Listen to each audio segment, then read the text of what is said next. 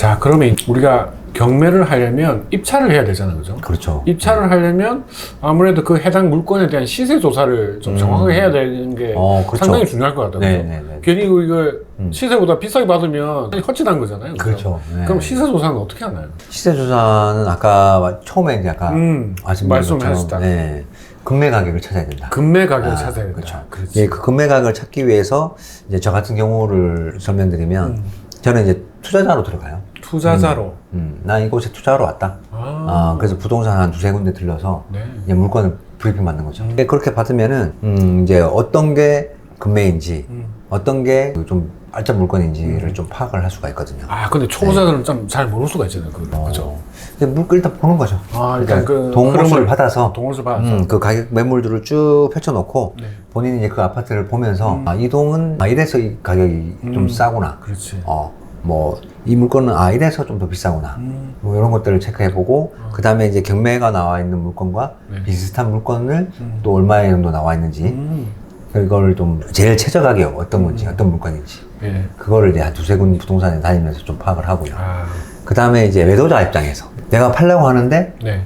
좀 급하게 팔려고 그러면 얼마에 팔아야 되냐 이걸 이제 부동산에 물어봐야 되는데 예를 들어서 이제 경매가 뭐 동양의 탑층이다 그러면 그 비슷한 동양의 탑층에 있는 물건을 가지고 있는 소유자처럼 해서 전화를 하는 거죠.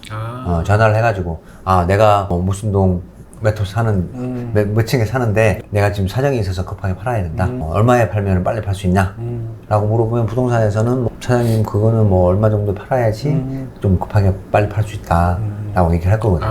그러면은 그 가격이 금매도가가 되는 거죠. 그럼 최소한 이거보다는 네. 경매는 싸게 받아야 싸게 되는 받아야죠. 거죠. 이게 이제 내 기준이 되는 거죠. 그렇게 되면. 근데 이제 그 말씀하시는 거는 매수할 때 입장과 매도할 때 그렇죠. 입장으로 뭐 그런 알아봐야 셈인 거죠. 된다는 맞아요. 거죠. 네네네. 아무래도 이제 살 매도할 때와 때는 다르니까. 부동산 어떻게든 깎으려고 하고 맞아요, 산다고 맞아요. 하면 어떻게든 막 올리려고 하는 그렇죠. 업장을 높게 맞추는 불러서 거고. 낮추고. 매도가는 그러면 낮췄다가 좀 올리고. 매수할 때 물어본 부동산하고 매도할 때 물어본 부동산이 당연히 달라야겠네요. 그렇죠. 같은 상황이 좀 웃기잖아, 그죠? 맞아요. 투자하러 가서 두세 군데 갔다가 나머지 또 안 간 부동산도 있을 거 아니에요. 그죠. 거기에 전화해가지고 물어보시면 돼요. 그렇겠네요.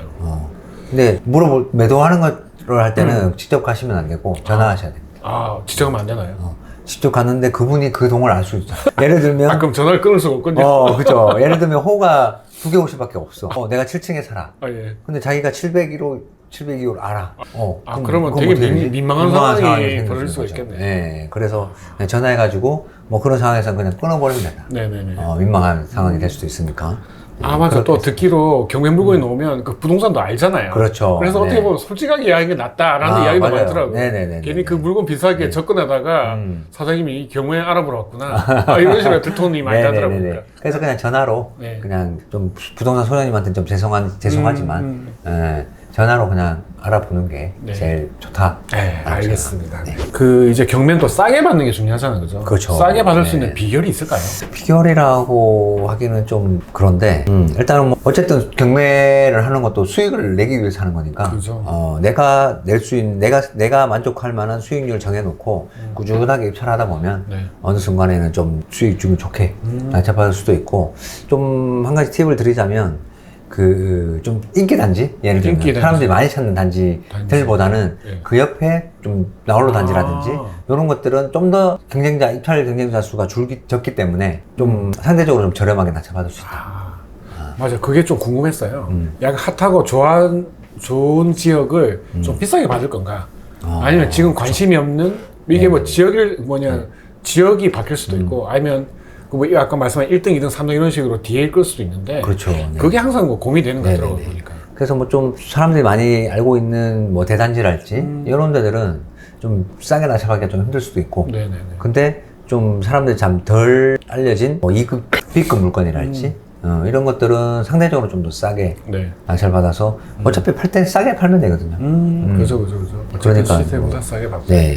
근데 가끔 가다 보면 시세보다 비싸게 받았다. 이런 이야기 한 번씩 비싸게 들려요. 받았다. 이런 사람들은 왜 이렇게 받았을까요? 그거는 뭐 조사를 좀 실수하지 않았을까? 조사를 실수했다. 조사를 그렇지. 좀 실수하지 않았을까? 가장 싸게 받을 수 있는 네. 그런 상황들을 네. 캐치를 못했구나. 그죠? 네. 그래서 예를 들어서 뭐 아까 경매 물건은 1층, 2층인데 시세를 로얄동 로얄동 로얄층 물건을 시세를 확인했다든지 뭐 이렇게 되면 자기 잘못이네. 그렇죠. 어떻게든 이게 시세보다 비싸게 받은 거는 본인 잘못이네. 그렇죠. 예, 본인이 파악을 제대로 시세 파악을 제대로 해야 돼요. 그래서 제가 아까도 계속 하는 게 금매가를 확인해야 된다는 거죠. 그게 진짜 중요하네. 네. 모든 걸 다 걸리네. 그죠? 그렇죠. 뭐 경매에서 최소한 금매가보다는 싸게 받아야지 의미가 있는 거니까. 네, 네. 경매를 하는 의미가 있는 이 거니까. 부동산님이 금매 물건을 잘 오픈하나요, 근데? 뭐 그거는 본인 수완이 아니겠어요. 근데 부동산님도 자기 물건이 싼 게 있으면 팔기 네네. 위해서 내놓을 것 같다. 그렇죠. 그죠? 네, 맞습니다. 그러니까 그 9억이나 9억 5천이나 네. 어떻게 보면 5천만 원은 매수자 입장이 되게 그렇죠. 중요한 게 네네네. 한데 중개사 입장에서는 별 차이 안 나잖아요. 그게 수수료 0. 몇 프로 이렇게 따지면 그렇죠. 맞아요. 네. 그래서 저도 이제 많이 당한. 그래서 뭐 저뿐만 아니라 네네. 이게 깎일 때 뭐 훅훅 깎이잖아요. 그렇죠. 그럼 중개비도 깎이는데 어쨌든 그래 뭐 거래가 돼야지 또 그런 게 네네. 있으니까.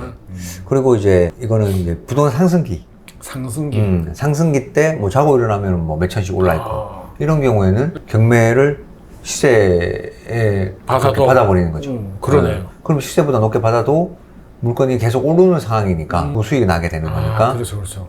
어쨌든 경매 시세보다 높게 낙찰 받아도 수익이 난다 생각을 하고 지르는 거죠.